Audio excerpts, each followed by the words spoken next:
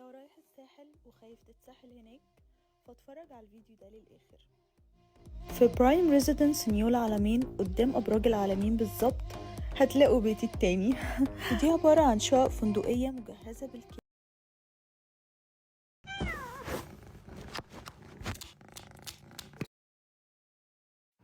البيت روحه حلوة قوي ما شاء الله.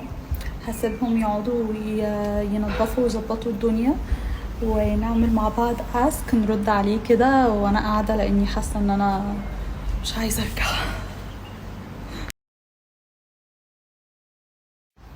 عشان ليا هناك ذكريات كتير قوي حلوة ووحشة، والوحشة اكتر من الحلوة، فمش حابة ان انا اعيش في الجو ده ولا اكون موجودة وسط ذكريات تقلب عليا اي حاجة، خصوصا في الفترة دي بنبعد عن اي حاجة سلبية تماما. فحبيت ان انا اغير المكان واتبسط بان انا بعمل نيو ستيب، وده فعلا اللي حصل. والمكان اللي هنا حقيقي مريح جدا نفسيا ومبهج، وان شاء الله يكون مليان ذكريات حلوة وذكريات سعيدة تنسينا كل اللي فات.